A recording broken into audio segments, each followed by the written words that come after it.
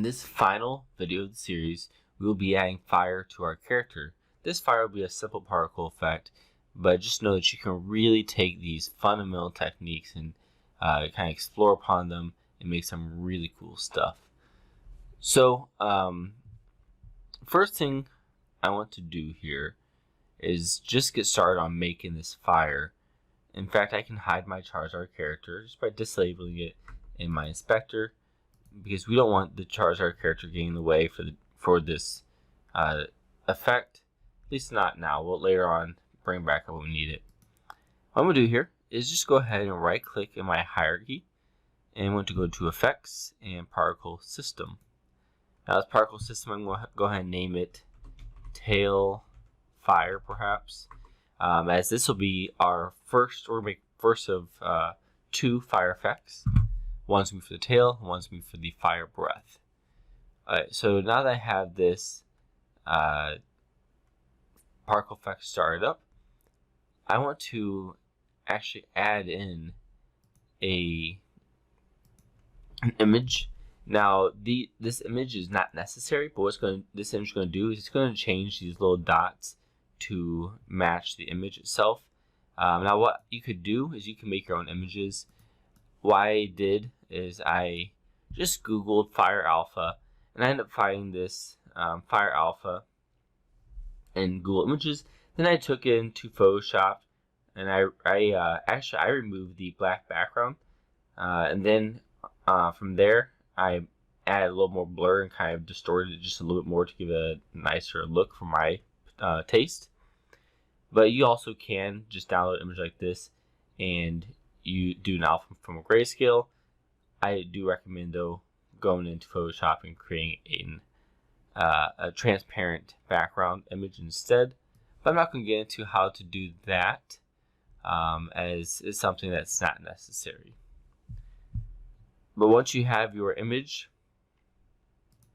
you can go in here. I have my flame trim sheet, as I call it. Just drag and drop into here, and then change that texture type to sprite. This is going to allow you to see your alpha image. And there it is. Now you can see you have the checkerboard pattern, which means it's transparent. So now I have my alpha image here. Okay, so now with my image inserted, I can I'm going to make a new material. So I just right click my asset folder, go to create, and then I'm just going to look for material. I'm just going to call this fire. It's fine. And now I want to go to my material where it says shader. I'm actually going to go down to legacy shaders and particles. And I want to use the alpha blended particle for this. And now it'll give me an option to drop in a texture, which then I'll drop my flame trim sheet right there. And I'm also going to switch this opacity to 100%, so therefore you can really kind of see it pop. So now I have my material. I can actually click, drag, and drop my material right onto the tail fire. And you're going to see right away, if I were to play this, oops, I guess I dropped on the wrong part, but let me go ahead and undo this. Sorry about that. I'm not sure why I got that.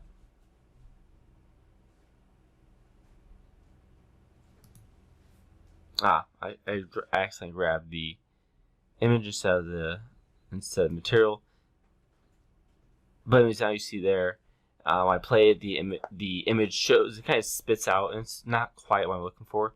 What I want to instead have is I want to divide this into 4 parts, and I want to spit out one of these 4 images, so therefore we kind of have a variety going out from there. So I go click on my particle effect itself. If I go down to the bottom where it says texture sheet animation, I want to enable that, and I want to change this from tiles from 1 by 1. I want to say 2 by 2. And now, as you can see, it's just selecting the exact same one. So I actually want to change, I could randomly select one. So if I were to go to frame over time and change frame over time to random between two constants. I want it to be between 0 and then in this case it says 3.9996. That will work. And now as you can see, it is randomly selecting between those 4 flames, which one's going to spit out for me. So there you go. Now we have the flame going. Now we want to kind of, now we have the flame started. We want to adjust a few things to make it look more flame-like. Now, personally, I'm not a shader artist. I'm really not even a programmer, so the techniques here are going to be what work for me. Of course, you can explore a bit deeper into these techniques and the particle effect, and I'm sure you get some really cool results, but this is what worked for me. So I went to shape and I changed angle to 0 because this flame I want to kind of be really concentrated. You can adjust the radius. The radius can make it a little thicker if that's what you want. I'm just going to leave it at 1 for now. And then I want to change the start color. I'm going to open this up as a random between 2 colors. And the first color I want to make a yellow. Let's make it a nice bright yellow. And the second color I'll make it a nice deep red. So now what's going to happen is it's going to pick a color between this yellow and this red. So you see we have some oranges in there, some deep reds, some bright yellows. It's a nice little mixture there. And then next thing I want to do is I want to go to start speed by size. I'm again do random between 2 constants. You can make this something like 5 by 6. You want it to be close, but you want it to be just a little bit different. Now, the reason you want it to be a little bit different, just so it gives a more organic feel. And then start speed. I want my start speed, or sorry, not my start speed. I want my start lifetime. I'm going to change that because right now this is a little bit too large for my flame tail. So I want to change that to something like 2. As you see now, it's a little bit more kind of contained. It's not quite as large as it was prior. And then I can adjust the emissions, something a little bit more. So let's go 20 by 20. Actually, I don't know if the rate over distance is going to give me anything different. But as you see here now, it is starting to look a little bit more, or it's starting to just kind of look a little fuller. Now, if you want to, you could make the, I'm sorry, not the, you could make the size a little larger. Maybe you want to make it 5. You can also jump up the start size to 3. So actually this looks pretty good. So sorry, the start speed is 5 to 6. The start size should have been changed into 3. And actually start size I can do that range there too. So maybe something like 5 to 6. Now you have a really thick, that might be a little too big yet. So let's go 3 to 4. Yeah, I like how that looks. Now the next thing I want to do here is I want to add in some noise. Now what noise is going to do for me is going to give it, because right now it's just really kind of predictable, and noise is going to just mess with the direction the flame goes just a little bit. So I'm just going to enable this. And you see now it kind of almost swiggles. Now you can come in here and you can adjust the frequency. You can adjust the scroll speed. You can adjust the strength. All these are going to give you some interesting results. And now this starting to look a little bit too tall, so I might go and make it a little shorter. So something like 1 for the start lifetime. That's going to look pretty good. Now if you put on the pre-warm, that means right when it starts, it's going to automatically be full, kind of full flame. And now if you don't have the pre-warm on there, it's going to be only a portion of the flame. Okay, so now we have this fire here. We are going to put the position to 0. So 0, 0, 0. And then we're actually going to change the scale to 0.1 all across the board.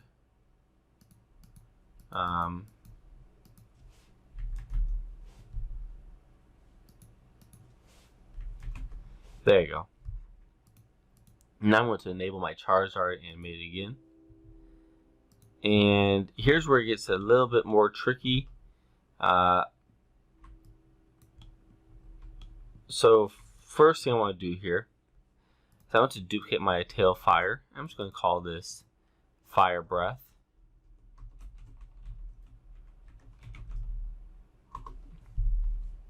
And I'm going to disable the Fire Breath just for now. But what we want to do is we'll come back to that Fire Breath in a few minutes.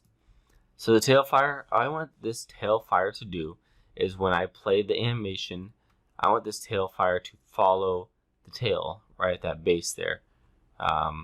So what I'm going to do is go and open up the armature, and we'll open up the tail all the way to tail 5. And I'm just going to drag and drop this tail fire right underneath tail 5.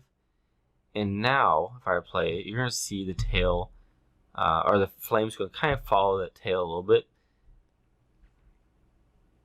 And there it is, it's following it, which is what we want. One thing I did notice that when we dropped into the tail 5, this flame tail changed size, which we just need to correct that. So let's put it back to 0.1 across the board here. Okay, oops. Now let's play this. So you see that the flame is following. Now we just need to tweak it so it actually sits right on top of the tail. So I'm going to stop this. I'm going to come over here, and this is really I'm going to go to the side view first, and I can probably go to more orthographic view. I'm just going to drag and drop this right onto the point of the tail there. And now if I were to go to, let's say, the back view, that looks pretty good. Let's go ahead and play this. I'm going to exit orthographic view. Let's see how this is looking. So it looks like it's following the tail fairly well. I'm pretty happy with how that's showing up. As you see, when the character's tail goes up, it's just following that joint. So I think this is going to get the job done for what we need to do. Now let's go ahead and enable our Fire Breath. Now the Fire Breath is slightly different as far as what we want the Fire Breath to be doing. I'm going to make this full size for now. I'm not sure. Let's see. Why is it not showing up for me? Well, there it is. So, okay, so you need to hit play on the particle. I'm going to go ahead and hide my Charizard real quick. We need to make a few tweaks to the Fire Breath before we can get this going. Now with this one, I want it to be a little bit larger. I want it to be also a little faster because it's kind of like a hard velocity punch. It's going to really blast out of this character's mouth. So what I want to do is I want to set the start lifetime to, the start lifetime to 2. What it's going to do is going to make it a little bit larger. So if you want, you can set it to 3, but I'm going to leave it at 2 for now.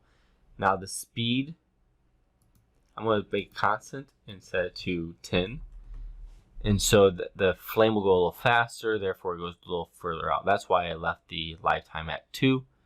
And then I'm going to set the emission. I'm going to make this a little bit higher. What it's going to do is going to make it look a little more kind of intense. So put 40 for the emissions. And then make sure you, if you want to adjust the shape or maybe the noise, you want to tweak the noise a bit, you can. But I think this is pretty good for what I need to do. One thing I forgot to mention in the previous one is size over lifetime. I really like having it kind of start medium size, get really fat, and then go small. In the Fire Breath, you might want to start small and go big and kind of just die out. I think that looks pretty good there. So maybe something like that. You can adjust these. As you see, you have different, like you can start big, go small, so this might be really good for the tail. For the fire breath, I want to start small and go big. I think that looks pretty good. In fact, I'm gonna click on the tail real quick. I'm gonna add in that size over lifetime to the tail, and we'll start off. I think we'll start off big and go small. Yeah, that'll be pretty good for the time being. I'm happy with that.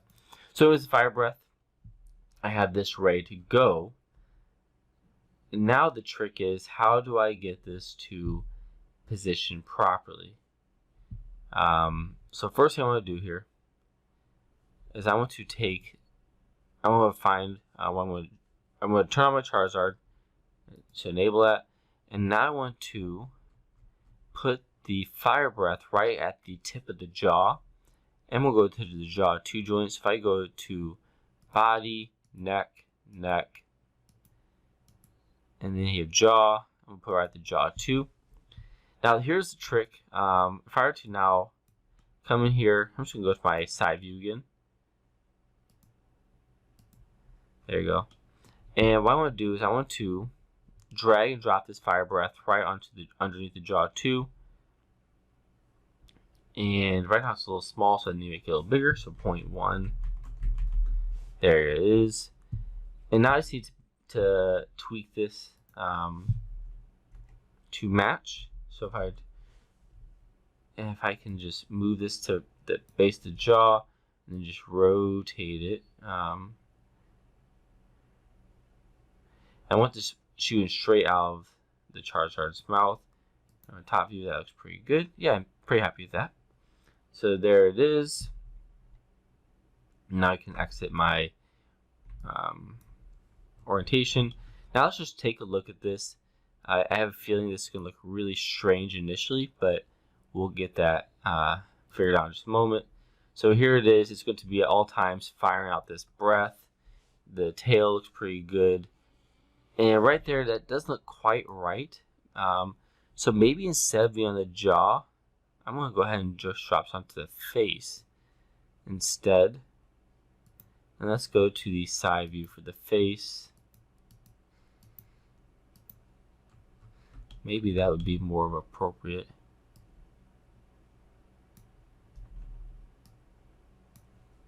Okay, so let's just go and try this now.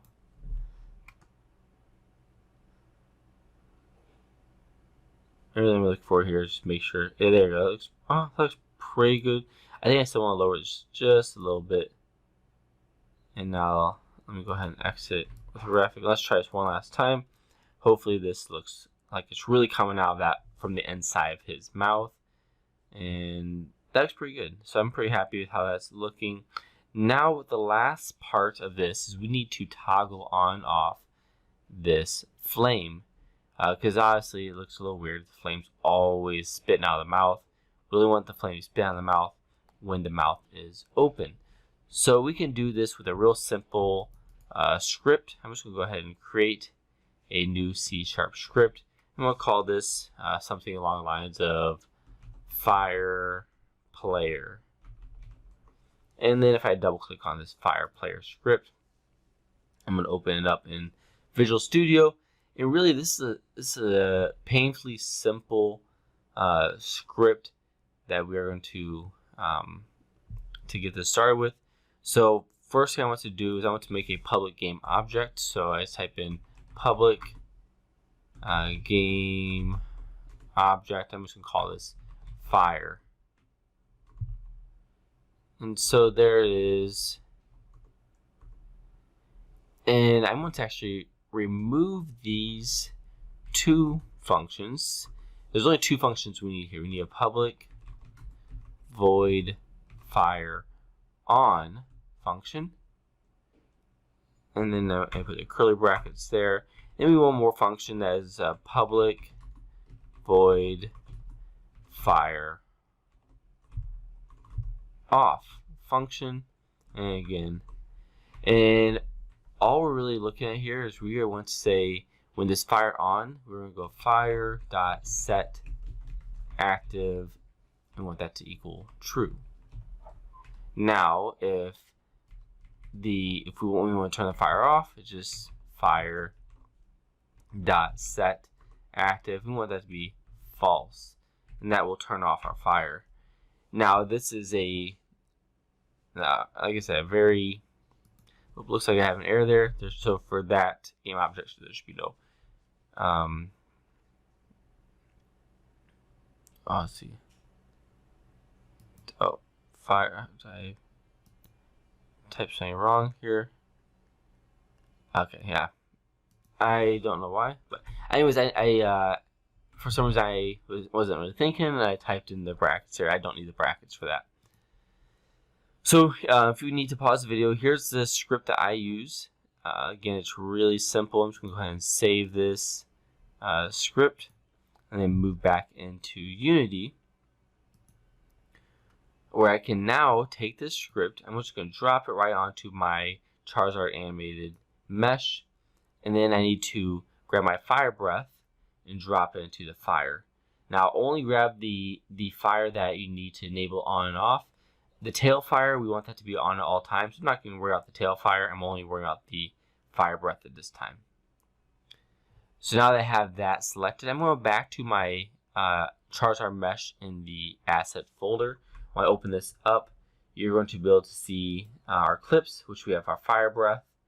If I scroll down, we want to open up the tab that says events. Now for this, I'm just going to toggle through here to see when the flame should be enabled. I'm thinking right about frame 400. I want this to be enabled. So what I'm going to do is just stop it right there, and then I'm going to hit the add event. Then we'll call this fire on. Fire on for both the function and for the string. Now I can hit apply. And what's going to happen is it's going to send this message to the script to enable the fire. So now let's go ahead and just test this out and see what we get here. So the fire is already on. That was my mistake. We should have the fire off by default. So let's go ahead and just disable the fire to start the scene, or start this animation sequence. And so the fire should be off right here. And what our goal is that once the character reaches up, fire turns on. As you see, it does turn on there. Now it does look a little weird because right when the Charizard's head veers up, the fire just shoots out. We can disable that shooting out by turning off this pre-warming. And let's try this one more time. So tilts his head down, tilts up to shoot out, and there it goes. The fire is shooting. Now we want the fire to stop. So to do that, we're going to go back to our events, and you can tweak these events if you want. If you realize, hey, this event wasn't quite what I was hoping for. Maybe it was a little bit kind of slow start, so I might move forward. And now I'm going to go ahead and move. Let's see, I want this to stop right about maybe about here. I want this to stop, so I'm just go ahead and add event, and I'm going to call this new function fire off. In the string, I'll also put fire off. And I want to make sure to spell it the same way that it is in the script, so that way we aren't having any errors. I'm going to go ahead and apply this, and now let's go ahead and test this out. So breathes fire, shoots up in the air, it's looking cool, looking good, and then it turns off. It is a little bit abrupt to turn off, but for what we need it for, this is going to be more than enough. Now as you see, it loops around, and once it goes again, there goes the fire, it's on, and then it's off. So one last thing to do now that we have this made up is you just want to select this Charizard animated. I'm just going to drag and drop this into making an original prefab, and now we have our Charizard prefab that we then can send off to the other applications and have it ready to be added to any other scene that you may want it to be. And in theory, everything should be already attached to it once you have this exported out prefab. So I can, for example, export this prefab. You see there, it has the controller, the mesh, the prefab, fire, scripts, the textures, everything we need, all right there. So anyways, this is as far as I will take you guys for this project.